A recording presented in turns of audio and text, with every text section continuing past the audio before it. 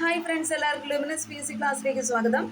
നമ്മൾ ഇന്ന് 24/1/2026 ചോദിച്ച അസിസ്റ്റന്റ് പ്രിൻസിപ്പൽ ഓഫീസറിൻ്റെ ആൻസർ ക്യൂവായിട്ട് ബന്ധപ്പെട്ട് അതിൽ ചോയ്സിൽ വന്നിരിക്കുന്ന ചോയ്സുമായി ബന്ധപ്പെട്ട് അതിൽ ഉള്ള ഫാക്ട്സിനെ കുറിച്ചാണ് നമ്മൾ ഇന്ന് ചർച്ച ചെയ്യുന്നത്.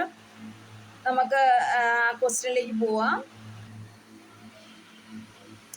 താഴെ കൊടുത്തിരിക്കുന്നതിൽ ചട്ടമ്പി സ്വാമികളുടെ കൃതികൾ ഏതെല്ലാം എന്നാണ് ക്വസ്റ്റ്യൻ. ആത്മോപദേശ ശതകം നമുക്കറിയാം ആരുടെയാണ്? ശ്രീനാരായണ ഗുരുവിൻ്റെയാണ്. ആദിഭാഷ ചട്ടമ്പി സ്വാമികളുടെയാണ്. അതുപോലെ തന്നെ പ്രാചീന മലയാളവും ആദിഭാഷയിൽ കൂടെ കൊടുത്തിട്ടുണ്ട്. അത് ചട്ടമ്പി സ്വാമികളുടെ തന്നെ കൃതിയാണ്. അപ്പോൾ ഏതാണ് ആൻസർ? ബി ആണ് ആൻസർ. വേദാധികാര നിരൂപണം ആരുടെ കൃതിയാണ്? ചട്ടമ്പി സ്വാമികളുടെ കൃതിയാണ്. എന്നാൽ അഖിലത്തിരുട്ട് ആരുടെ കൃതിയാണ്? ആരുടെ കൃതിയാണ്? വൈകുണ്ഠസ്വാമികളുടെ കൃതിയാണ് അഖിലത്തിരുട്ട്. ചട്ടമ്പി സ്വാമികളുടെ കൃതിയുടെ കൂടെ മറ്റ് നവോത്ഥാന നായകന്മാരുടെ കൃതിയും കൂടെ കൊടുത്തിട്ടാണ് ഓപ്ഷൻ അവർ കൊടുത്തിരിക്കുന്നത്. Okay, next question. മലബാർ ജില്ലാ കോൺഗ്രസിന്റെ പ്രഥമ സമ്മേളനം 1916 പാലക്കാട് വെച്ച് നടന്നപ്പോൾ അധ്യക്ഷത വഹിച്ചത് ആരാണ്?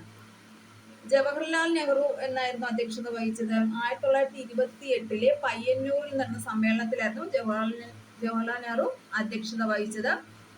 അപ്പോൾ next B option Annie Besant ആണ് വന്നിരിക്കുന്നത്. ആനി ബസന്റ് ആണ് മലബാർ ജില്ലാ കോൺഗ്രസിന്റെ പ്രഥമ സമ്മേളനം 1916 പാലക്കാട് വെച്ച് നടന്നപ്പോൾ അധ്യക്ഷത വഹിച്ചത്.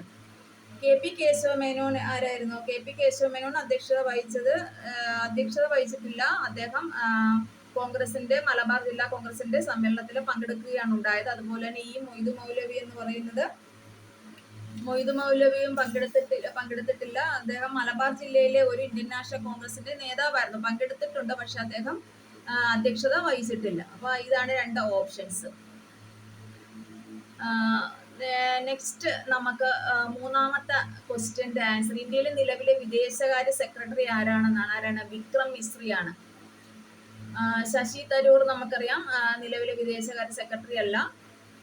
പിന്നീട് കോൺഗ്രസിന്റെ മെമ്പറാണ്. അതുപോലെ തന്നെ അമിതാഭ് കാന്ത് മുൻ CEO ആണ്. നമുക്ക് അത് ഓപ്ഷനിൽ ഉണ്ട്. അമിതാഭ് കാന്ത് അല്ല. K. ജയകുമാർ എന്ന് പറയുന്ന എഴുത്തുകാരനാണ്. അദ്ദേഹത്തെ കുറിച്ച് നമുക്കറിയാം. പക്ഷെ വിക്രം മിശ്രിയാണ് ഇന്ത്യയിലെ നിലവിലെ വിദേശകാര്യ സെക്രട്ടറി. Next question. 1904 ഗാന്ധിജി ഡർബനിൽ നിന്നും ആരംഭിച്ച പത്രം ഏതാണ്? ഇന്ത്യൻ ഒപ്പീനിയൻ ആണ്. C ആണ് ആൻസർ. ഇന്ത്യൻ ഒപ്പീനിയൻ യങ്ങിന്റെയും ഗാന്ധിജിയുടെ പത്രമാണ്. അതുപോലെ തന്നെ നവജീവനും ഗാന്ധിജിയുടെ പത്രമാണ്. എന്നാൽ സംവാദ് കൗമുദി ആരുടെ പത്രമാണ്? D. സംവാദ് കൗമുദി ഒട്ടും റിലേറ്റഡ് അല്ലാത്ത ഓപ്ഷനാണ് കൊടുത്തിരിക്കുന്നത്. സംവാദ് കൗമുദി രാജാറാം മോഹൻ റോയിയുടെ പത്രമാണ്.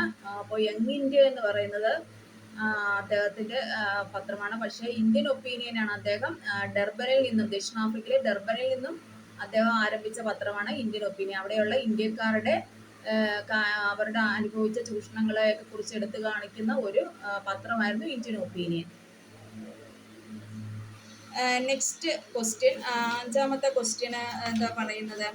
ഓരോ വർഷങ്ങളാണ് പറയുന്നത്. നമുക്ക് പാരീസ് ഉടമ്പടി, ബോസ്റ്റൺ ടീ പാർട്ടി എന്നാണ് നടന്നത്. ബോസ്റ്റൺ ടീ പാർട്ടി നടന്ന 1773 ഡിസംബർ 16 ബോസ്റ്റൺ ടീ പാർട്ടി നടന്നത്. 1773 ഡിസംബർ 16 ബോസ്റ്റൺ ടീ പാർട്ടി നടന്നത്. പിന്നെ കൊടുത്തിരിക്കുന്ന അമേരിക്കൻ കോണ്ടിനെന്റൽ കോൺഗ്രസ് സ്വാതന്ത്ര്യ പ്രഖ്യാപനമാണ് നെക്സ്റ്റ് കൊടുത്തിരിക്കുന്നത്. അമേരിക്കൻ കോണ്ടിനെന്റൽ കോൺഗ്രസ് സ്വാതന്ത്ര്യ പ്രഖ്യാപനം നടന്ന 1776 അപ്പൊ എ ആണ് ആൻസർ. 1776 നെക്സ്റ്റ് കൊടുത്തിരിക്കുന്ന പാരീസ് ഉടമ്പടിയാണ്. പാരീസ് ഉടമ്പടി എന്നാണ് 1783 പാരീസ് ഉടമ്പടി. അതുപോലെ തന്നെ 2015 ഒരു പാരീസ് ഉടമ്പടി ഉണ്ടായിട്ടുണ്ട്. കാലാവസ്ഥാ വ്യതിയാനത്തെ കുറിച്ച് ചരിത്ര പ്രസിദ്ധമായ ഒരു പാരീസ് ഉടമ്പടി ഉണ്ടായിട്ടുണ്ട്. ഇവിടെ ഉദ്ദേശിച്ചിരിക്കുന്ന പാരീസ് ഉടമ്പടി 1783 പാരീസ് ഉടമ്പടിയാണ്. ഇതിനു വേണ്ടിയിട്ടായിരുന്നു 1783 പാരീസ് ഉടമ്പടി?